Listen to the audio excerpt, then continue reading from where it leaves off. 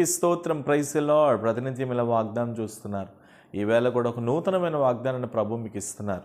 ఈవేళ ప్రభు మనకి ఇస్తున్న వాగ్దానం యెషయా గ్రంథం 25వ అధ్యాయం 10వ వాక్యాన్ని ప్రభు మనకు వాగ్దానం ఇస్తున్నారు.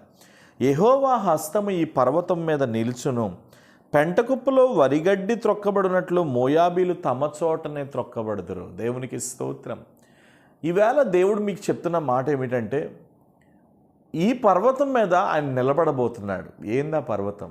నీ ఇల్లు ఒక పర్వతం, నీ కుటుంబం ఒక పర్వతం, నీ మందిరం ఒక పర్వతం, నీ సేవ ఒక పర్వతం, నీ ఉద్యోగం ఒక పర్వతం. చూడండి, ఒక కొండను చూసేటప్పటికి ఆ కొండలా ఉంటే బాగుంటుంది. మనం ఎప్పుడు కూడా నేలలాగో మట్టిలాగో బురదలాగో ఉండాలని మనం ఎప్పుడు ఆశపడం. మనం ఎప్పుడు ఏమని ఆశపడతామంటే, నేను ఒక కొండలా ఉండాలి. కొండ ఎలాగైతే ఎత్తుగా ఉంటుందో నేను అలాగా ఎత్తైన స్థితిలో ఉండాలని మనం ఎప్పుడూ ఆశపడుతూ ఉంటాం. ఈవేళ ప్రభు మీకు ఇస్తున్నటువంటి మాట ఏమిటంటే, దేవుడు మిమ్మల్ని ఒక కొండ వలె చేయబోతున్నాడు. ఆ కొండ మీద అంత ఆశీర్వాదం మీద దేవుని హస్తము నిలబడబోతుంది. ఈవేళ ప్రభు నీతో మాట్లాడుతున్న మాట ఏంటంటే, పర్వతం అనే నీ ఇంటి మీద, పర్వతం అనేది నీ కుటుంబం మీద దేవుని హస్తము నిలిచి ఉండబోతుంది. దేవుని కుడిచే చాలా గొప్పదండి. మనం ఎప్పుడు ఆయన చేతి ఆశీర్వాదం కొరకు మనం ఎప్పుడు వెతుకుతూ ఉండాలి. ఆయన చేతి దీవెన కొరకు మనం ఎప్పుడు ఆశపడుతూ ఉండాలి. ఆయన మనల్ని ఆశీర్వదించాలని, ఆయన మనల్ని దీవించాలని, ఆయన మనల్ని ఉన్నతమైన స్థాయిలో పెట్టాలని మనం ఎప్పుడు కోరుకోవాలి. ఆయన చేతి హస్తం అంత దీవెన. ఆయన కుడి చేతిలో నిత్య సుఖములు ఉన్నాయి. ఆ మాట మనం ఎప్పుడు గుర్తుపెట్టుకోవాలి. అందుకని ఆయన హస్తం చాపబడాలి.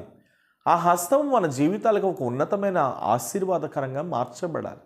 ఈవేళ పర్వతం అనే నీ ఇంటి మీద, పర్వతం అనేది నీ కుటుంబం మీద దేవుని హస్తము నిలిచి ఉండబోతుంది.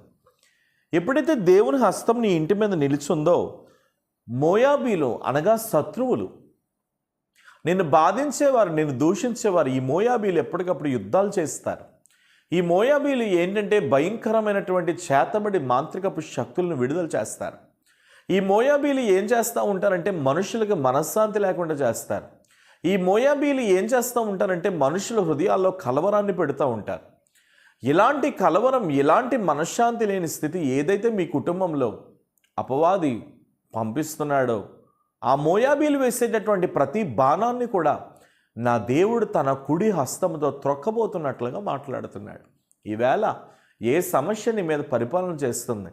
ఈవేళ ఏ శోధన నీ మీద పరిపాలన చేస్తుంది? ఒకవేళ ఈ వాగ్దానం చూస్తున్న నీవు కోర్టు సమస్యల్లో ఉన్నావా? ఈ వాగ్దానం చూస్తున్న నీవు భయంకరమైన అల్లరి ప్రయాసలో ఉన్నావా? ఈ వాగ్దానం చూస్తున్న నీవు భయంకరమైనటువంటి శోధనలో ఉన్నావా? నువ్వు ఏ శోధనలో ఉన్నా సరే నా దేవుడు పరిపూర్ణంగా నిన్ను విడిపించబోతున్నాడు. ఎక్కడ నువ్వు పడిపోయావో ఆ స్థలంలోనే నా దేవుడు తిరిగి లేపబోతున్నట్లుగా మాట్లాడుతున్నాడు. కాబట్టి మోయాబీయులను దేవుడు తన కుడి హస్తముతో త్రొక్కిపడేసినట్లు ఈరోజు నీ ఇంట్లో ఉన్న ప్రతి సమస్యను కూడా తన కుడి హస్తంతో త్రొక్కిపడేసి నీ ఇంటిలో దేవుడు నిలవబడబోతున్నాడు. అంటే నీ ఇంట్లో దేవుడు ఉన్నాడు నాన్న. ఏది జరగదు, నీ ఇంట్లో ఏమీ లేదు. ఈ వాగ్దానం చూస్తున్న ఎవరో నా ఇంట్లో ఏమన్నా తేడా ఉందేమో, నా ఇల్లు బాగోలేదేమో అని అనుకుంటున్నాం. లేదు లేదు లేదు లేదు, నీ ఇల్లు బాగుంది. దేవుడు చెప్తున్నాడు నీ ఇల్లు బాగుంది. నీ ఇంట్లో ఆయన నిలిచున్నాడు, నీ ఇంట్లో ఆయన నిలవబడి ఉన్నాడు. నువ్వు భయపడొద్దు, నువ్వు భయపడొద్దు, ముందుకు సాగిపో. ప్రభు నీకు ఎప్పుడు తోడుగా ఉన్నాడు. ధైర్యం తెచ్చుకో. ఏ శ్రమ నిన్నేం చేయలేదు. దేవుని కుడి హస్తం ఎప్పుడు నీకు తోడుగా ఉంది.